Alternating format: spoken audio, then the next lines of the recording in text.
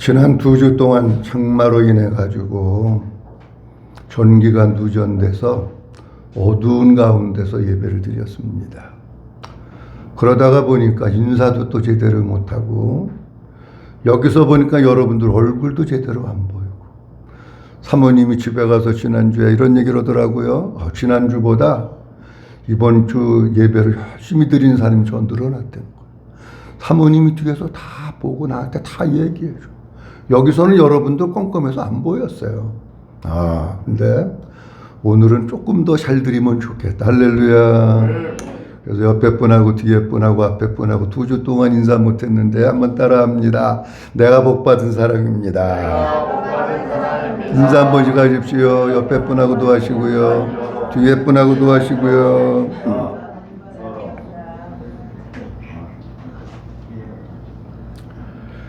지난 2주 동안 십계명 서론에 대한 부분들을 말씀을 드렸습니다. 십계명은 우리 신앙생활의 본질이고 또 기둥이고 기초가 되고 신앙생활의 A에서부터 Z까지 다 들어있는 것이 십계명입니다. 2주에 걸쳐서 십계명 서론에 대한 부분을 말씀을 드렸는데 간략하게 말씀을 드리면 하나는 하나님께서 십계명을 왜 돌판에 친히 써서 주셨을까 하는 것에 대한 말씀을 드렸습니다.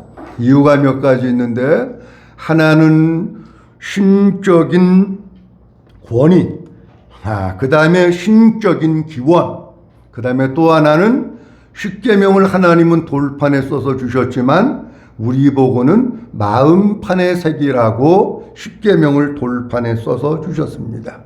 그리고 두 번째 말씀드린 것이 십계명의 핵심은 사랑이다 라고 말씀드렸습니다.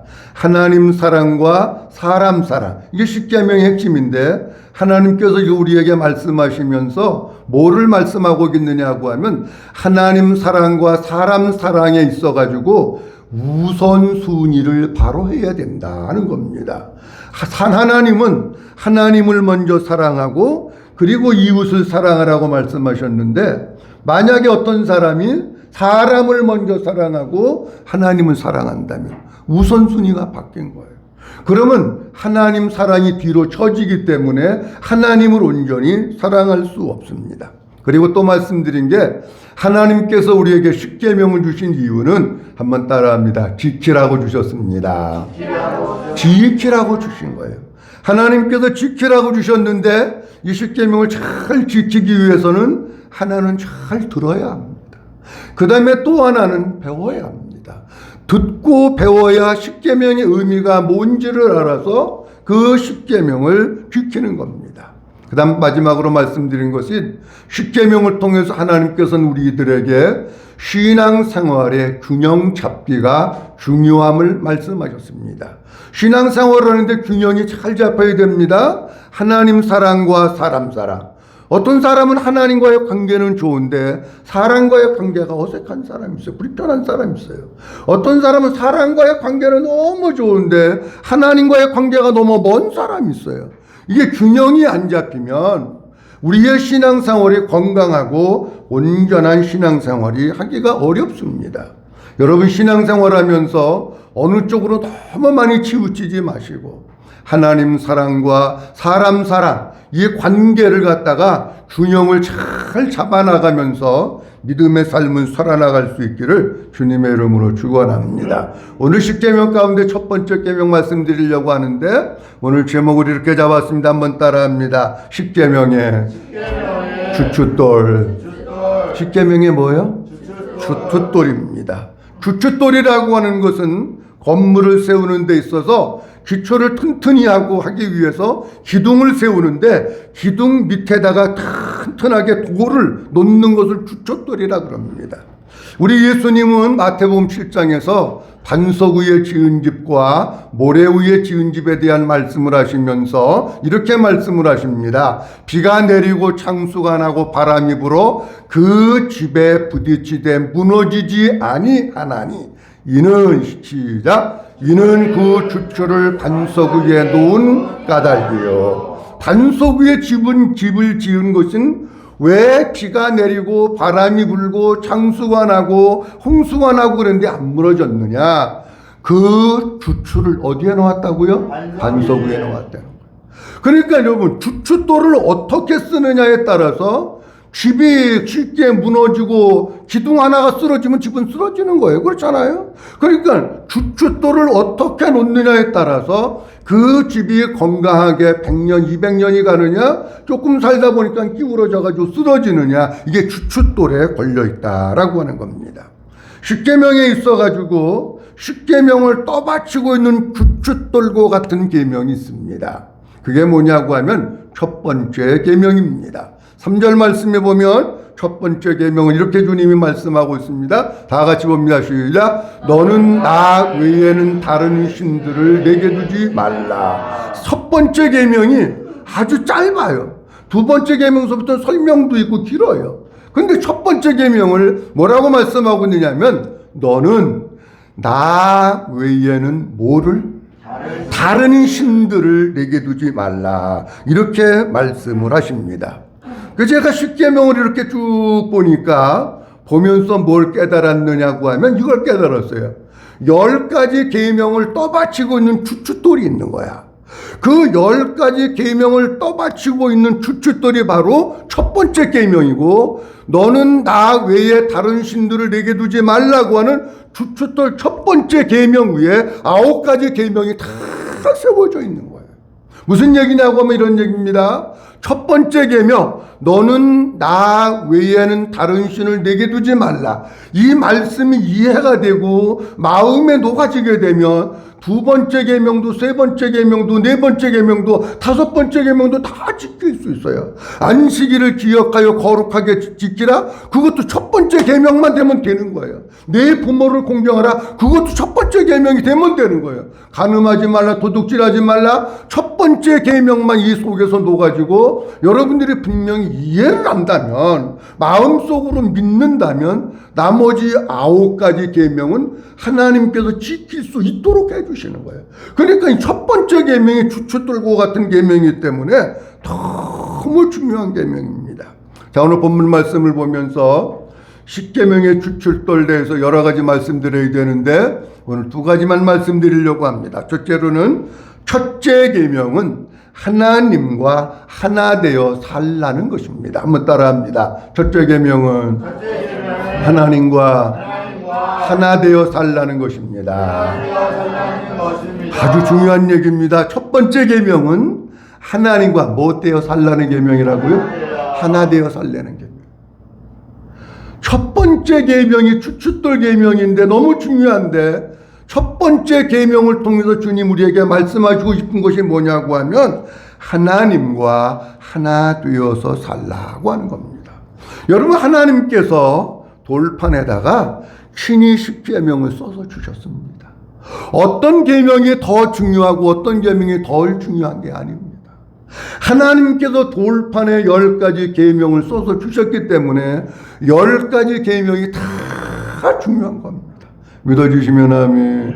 그걸 전제로 하고, 그리고 나서 제가 십계명을 보니까 첫 번째 계명인 너는 나 외에는 다른 신들을 내게 두지 말라고 하는 이 계명이 주춧돌과 같은 계명이더라고요. 이 계명이 기초와 같은 계명이고 기둥과 같은 계명이더라고요. 여러분, 이 첫 번째 계명이 하나님께서 우리에게 이 계명을 통해서 뭘 말씀하셨는지만 우리의 마음속에 깨달아지고 녹아진다. 금방 말씀드린 대로 나머지 9가지의 계명은 누구든지 지킬 수 있는 거고 하나님께서 지킬 수 있도록 해주십니다. 자, 너는 나 외에는 다른 신들을 내게 주지 말라. 이 말씀의 의미는 어떤 뜻이냐고 하면 이런 뜻입니다. 하나님의 얼굴 앞에 다른 어떤 것도 놓아서도 안 되고 있어서도 안 된다는 겁니다. 다시 얘기합니다. 내가 있고 하나님 있습니다. 나와 하나님 사이에 가로막는, 방해하는 어떤 것도 있어서는 안 된다는 겁니다. 이게 너는 나 외에는 다른 신들을 내게 두지 말라고 하는 말씀입니다. 우리가 하나님을 섬겨나가는 데 있어서, 하나님과의 관계에 있어서 어떤 장애물도 하나님과 나 사이에 놓여지면 안 됩니다. 오직 누구밖에 없느냐? 오직 하나님밖에 없는 거예요. 왜? 아니, 장애물이 없으니까 우리가 눈에 보이는 게 누구만 보이는 거예요? 하나님만 보이는 거예요.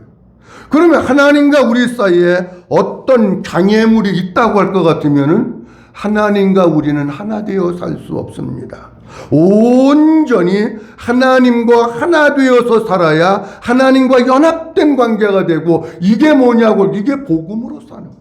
예수님과 하나 되어 사는 거, 하나님과 하나 되어 사는 거, 그것이 복음으로 사는 것인데, 그 하나님과 나 사이에 어떤 장애물도 있으면 안 되는 겁니다.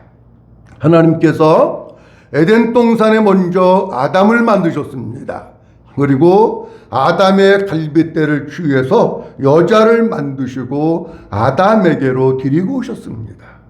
그리고 하나님께서 이렇게 말씀하십니다.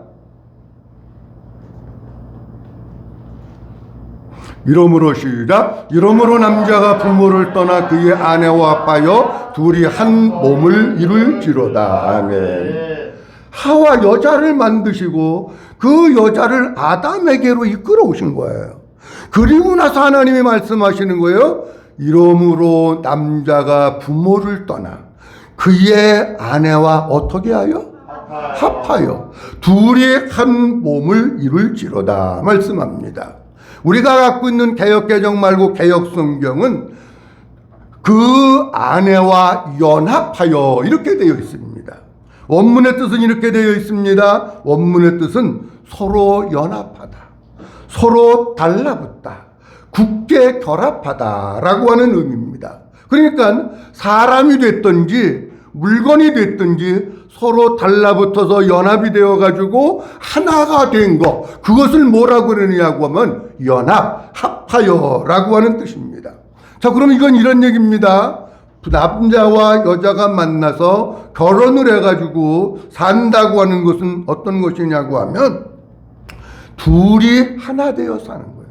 물론 개체는 남자가 있고 여자가 있습니다. 근데 결혼이라고 하는 자체는 뭐냐고 하면 한번 따라합니다. 둘이 하나 되어 사는 것. 하나 되어 살아야 돼. 몸도 하나 되어서 살고 마음도 하나 되어서 살고 신앙도 하나 되어 살고 할렐루야 하나가 되어서 살아야 돼. 근데 요즘 현대 가정의 불을 보면은 하나 되어 살지 못하는 가정들이 너무 많습니다. 근데 여기 본문 말씀 속에 보면 이러므로 남자가 누구를 떠나? 부모를 떠나. 이거는 그냥 문자적인 의미로 보면 이런 얘기입니다. 결혼을 했어요. 결혼을 했는데 내가 어머니를 모셔야 돼요. 어머니하고 같이 살면은 둘이 부부가 하나 되는데 걸림돌이 되는 거예요. 그리고 이 얘기는 이런 얘기입니다. 남편과 아내가 결혼해서 사는데 부모가 남편과 아내 사이에 끼어들어서도 안 된다는 겁니다. 장애물, 아니 아내와 남편이 연합해서 달라붙어서 한 몸이 되고 하나가 되어서 살아야 되는데 여긴 누군가가 끼어들어. 그러면 안 되는 거예요. 제가 전에 있던 교회에 결혼을 못하고 나이가 들던 노총각이 한 사람이 있었습니다. 근데 노총각이 호르몬이가 있는 거예요. 그런데 어떻게 하다가 결혼을 했습니다. 결혼을 했는데 어머니를 어떻게 해야 될까요? 그래서 어머니를 모시고 살기로 한 거예요. 어머니를 모시고 살기로 했는데 문제는 어머니를 모시는 것까지는 잘한 거예요. 뭐가 문제냐? 아들하고 며느리하고 잘라고 그러면은 저녁이면 문을 열고 아들아 그러고 들어오는 거예요. 그래가지고 어디 가서 들어놓 있느냐? 아들 옆에 엄마가 자는 거야. 결혼 생활 할 수 있어요? 없어요? 못하는 거예요. 아들아 그러고 저녁마다 아들 옆에 와서 자고 며느리 이쪽에서 자고 시어머니 여기서 자고 아들 여기서 자고. 아니 둘이 하나가 되어서 자야 되는데 시어머니가 거기서 가로막고 있으니 못 살잖아요. 제가 나중에 얘기 들으니까 도저히 살 수가 없어서 이혼하고 아들은 호리비가 됐다. 그런 얘기를 제가 들었어요. 여러분 부부 사이에는 누구도 끼어들면 안 됩니다. 그래야 하나가 되는 겁니다. 만약에 부부 사이에 어떤 불순물이 있어도, 불순물이라고 하는 것은 쉽게 얘기하면 죄라든지 부부 사이에 서로 떳떳하지 못한 거라든지 세상적인 거래, 이런 게 있어도 하나가 안 되는 거예요. 그게 부부 사이는 하나님 앞에서 깨끗한 관계가 돼야 부부가 하나가 되는 거지. 부부 사이에 깨끗이 못한 부분들이 있으면 하나가 될 수가 없는 겁니다. 하나님은 너는 나 외에는 다른 신들을 내게 두지 말아라. 이 말씀은 어떤 얘기냐고 하면 진짜 하나님을 섬기는 사람은 아무것도 없기 때문에 그저 하나님만 바라보고 하나님과 하나 되어서 살려는 거예요. 그런데 이런 말씀을 우리 주님이 이 세상에 오셔서 하나님 아버지와 주님과의 관계를 이야기할 때도 이런 것들을 말씀을 하셨어요. 요한복음 10장 30절 말씀해 볼 것 같으면 예수님이 이렇게 말씀하십니다. 나와 아버지는 뭐라고요? 하나라는. 나와 아버지는 하나라는. 나와 아버지는 하나라고 하는 것을 우리에게 보여주시는 것은 우리와 하나님도 하나가 되어야 된다는 거예요. 우리와 주님도 하나로 살아야 된다. 그게 신앙생활이라는 거예요. 신앙생활이 예수님 따로 있고 나 따로 있고 그건 신앙생활 아닙니다. 하나님 따로 계시고 나 따로 있고 그거 신앙생활 아닙니다. 주님과 내가 온전히 하나가 되어서 사는 게 그게 복음으로 사는 것이고 그게 믿음으로 사는 겁니다. 예수님은 십자가의 죽으심을 앞두고 요한복음 17장에서 대제사장의 기도를 올립니다. 근데 대제사장의 기도를 하시면서 많은 내용들을 기도하고 계신데 이렇게 기도하는 부분이 있습니다. 21절 22절 말씀에 보면 아버지여, 아버지께서 누구 안에? 내 안에. 내가 누구 안에? 아버지 안에 있는 것 같이 그들도 다 뭐가 돼요? 잘 보세요. 이건 이런 얘기입니다. 내가 아버지 안에. 아버지가 내 안에 있는 것을 주님은 뭐라고 했냐? 하나가 됐다고 얘기해요. 바로 그게 신앙생활이에요, 여러분. 22절 보면 되냐? 22절 다 같이 봅니다. 시작. 내게 주신 영광을 내가 그들에게 주었사오니 이는 우리가 하나 된 것 같이 그들도 하나 되게 하려 함이니이다. 아멘. 이는 우리가 뭐가 된 것 같이? 하나가 된 것 같이. 예수님과 하나님은 한 덩어리예요. 하나로 사셨어. 하나야. 자, 그러면 우리과 주님과의 관계는 몇 개야 되느냐? 그것도 하나가 되어야 되는 거예요. 요한복음 15장 말씀해 볼 것 같으면은 포도나무에 대한 비유를 통해서 주님은 반복해서 우리에게 이렇게 말씀을 하고 계십니다. 4절서부터 7절까지 쭉 한번 읽어봅니다. 시작. 내 안에 거하라 나도 너희 안에 거하리라. 가지가 포도나무에 붙어 있지 아니하면 스스로 열매를 맺을 수 없음같이 너희도 내 안에 있지 아니하면 그러하리라. 나는 포도나무여 너희는 가지라. 그가 내 안에 내가 그 안에 거하면 사람이 열매를 많이 맺나니 나를 떠나서는 너희가 아무것도 할 수 없습니다. 사람이 내 안에 거하지 아니하면 가지처럼 밖에 버려져 마르나니 사람들이 그것을 모아다가 불에 던져 사르느니라. 너희가 내 안에 거하고 내 말이 너희 안에 거하면 무엇이든지 원하는 대로 구하라. 그리하면 이루리라. 아멘. 요한복음 15장 4절서부터 주님은 매 절마다 이거를 말씀하고 있어요. 너는 내 안에 거하라. 나도 너희 안에 뭐하리라? 그래야 하나가 돼.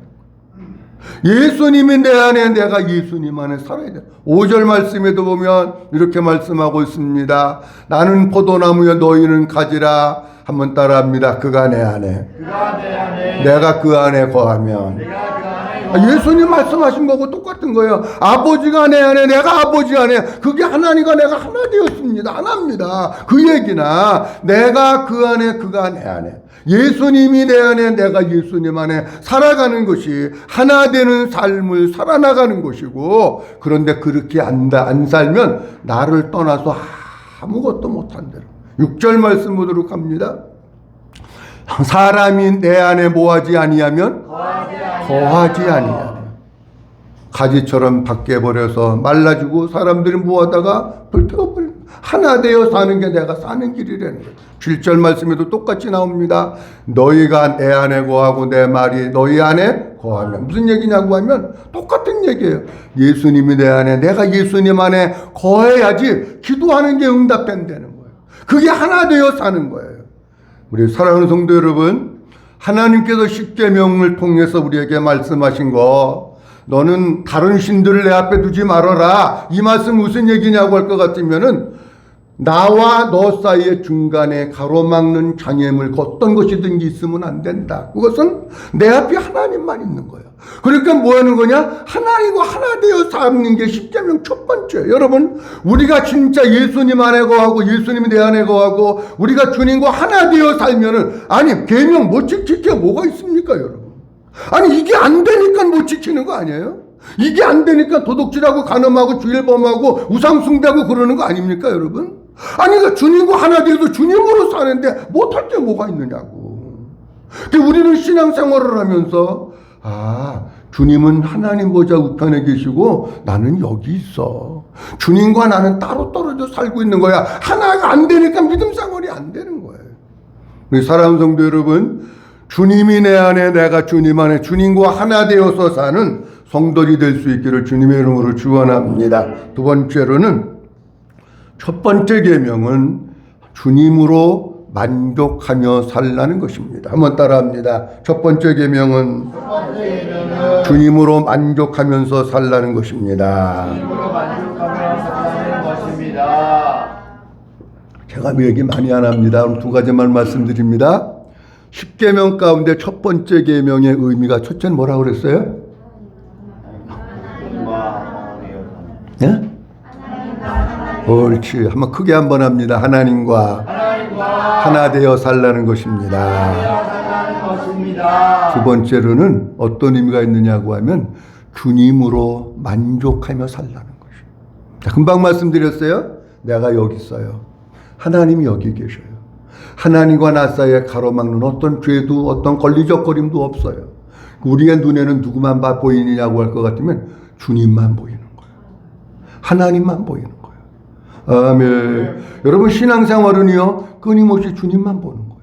세상 껄쩍껄쩍거리고 뭐 돈 많은 사람 보고 놀러 가는 거 보고 무슨 투자하는 거 보고 뭐 하는 거 보고, 아니 그런 거 아니야.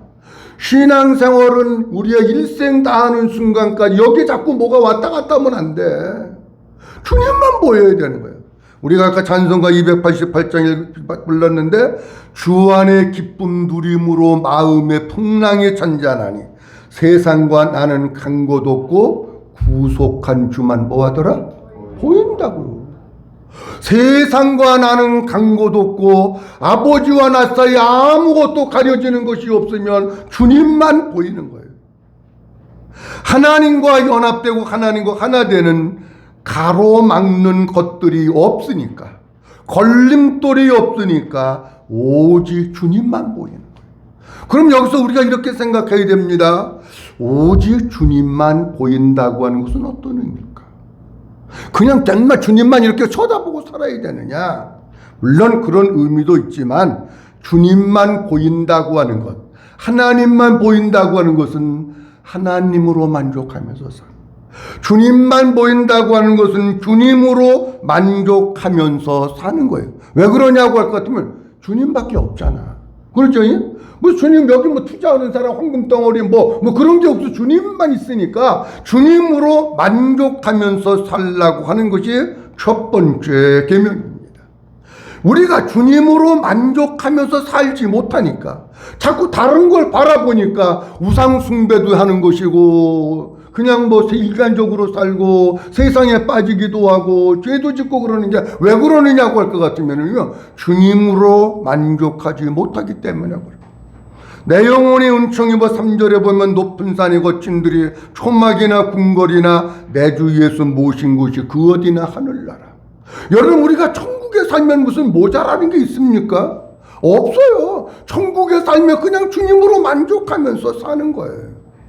조금 오래되긴 했지만은 복음송 가보면은 사람을 보며 세상을 볼 때, 가사 한번 띄워보시고요. 찬양 한번 하도록 하는데 끝까지 다는 못하고 나는 만족하겠네. 요 부분만. 자, 한 번만 합니다.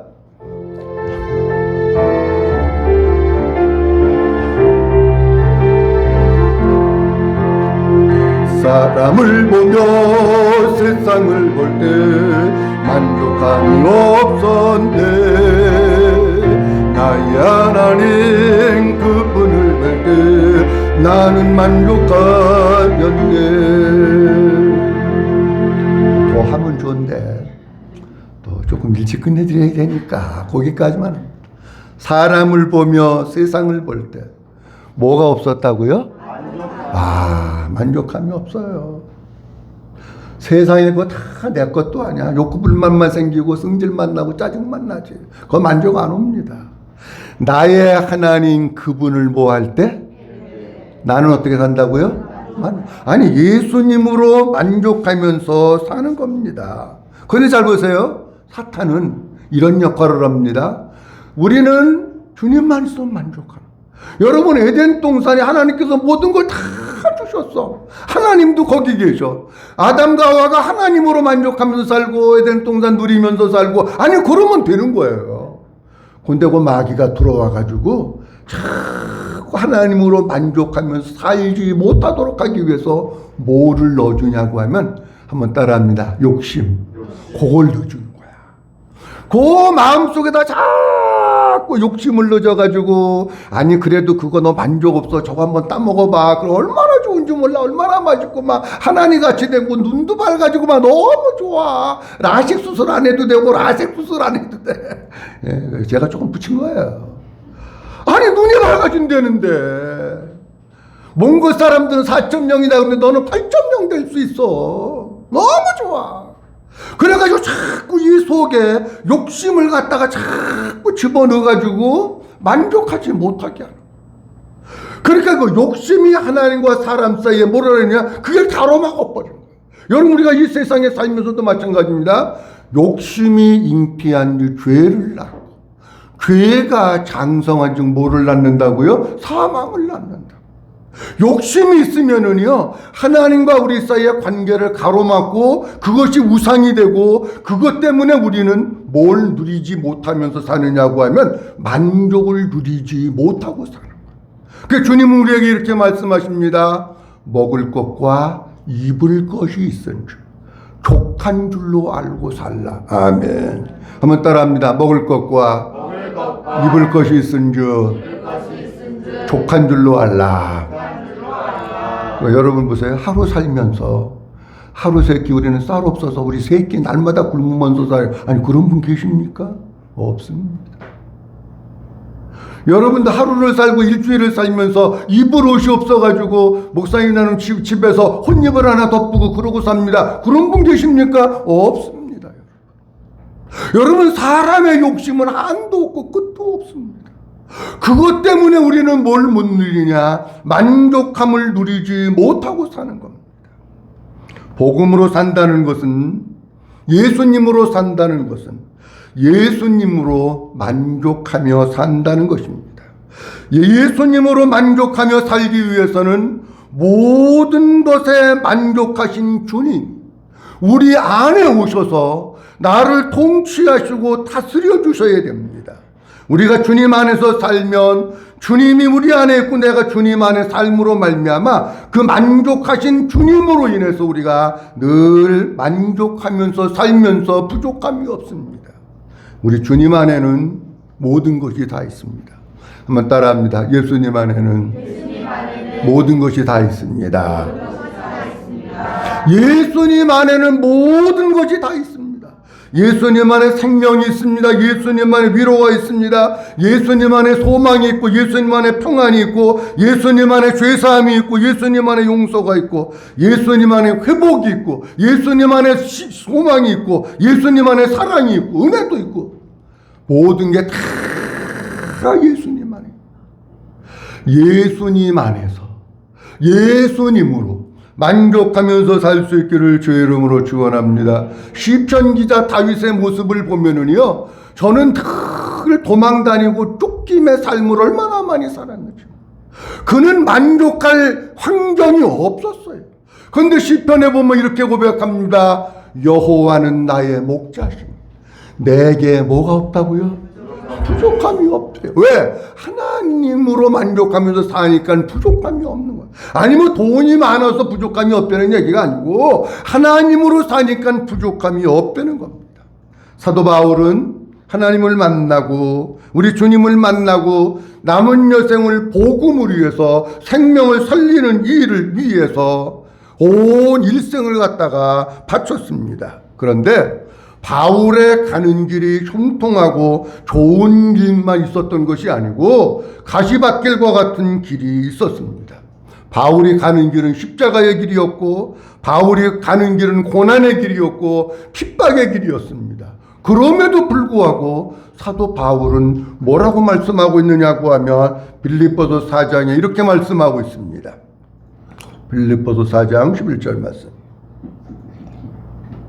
다 같이 봅니다. 시작. 내가 궁핍함으로 말하는 것이 아니라 어떠한 형편이든지 나는 자족하기를 배웠노니 나는 비천에 처할 줄도 알고 궁부에 처할 줄도 알아 모든 일 곧 배부름과 배고픔과 풍부와 궁핍에도 처할 줄 아는 일체의 비결을 배웠노라. 아멘. 보세요. 빌립보서는요 사도 바울이 감옥에 있을 때 쓴 편지. 감옥에.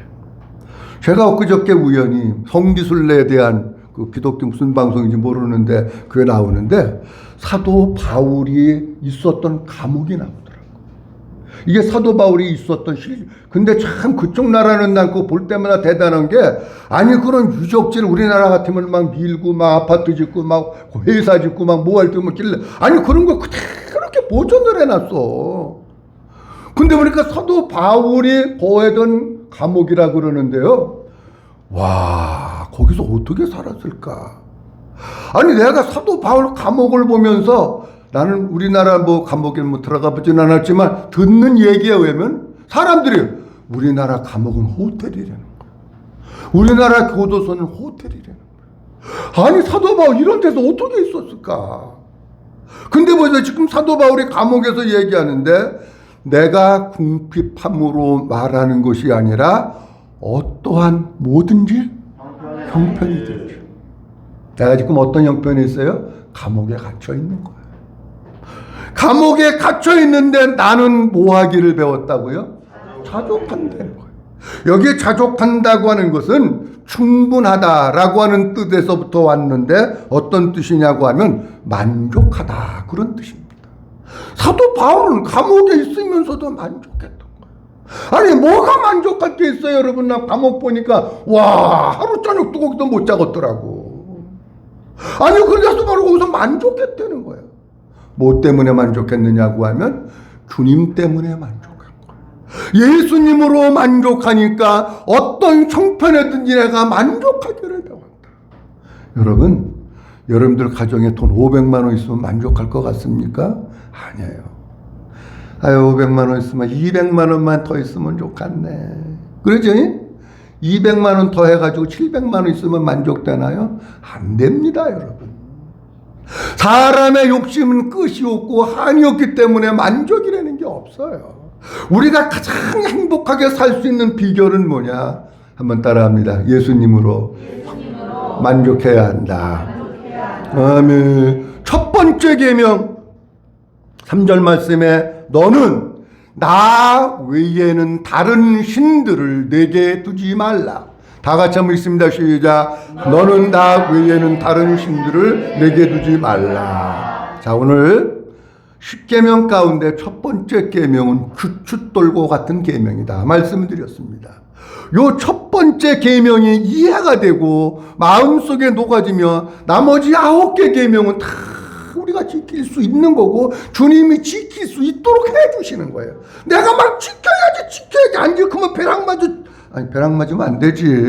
어쨌든지 막 이렇게 지키는 게 아니라 진짜 첫 번째 계명만 이 속에 와서 있으면 내가 지키는 게 아니라 주님이 그냥 힘들지 않게 지킬 수 있게 해주시는 거예요.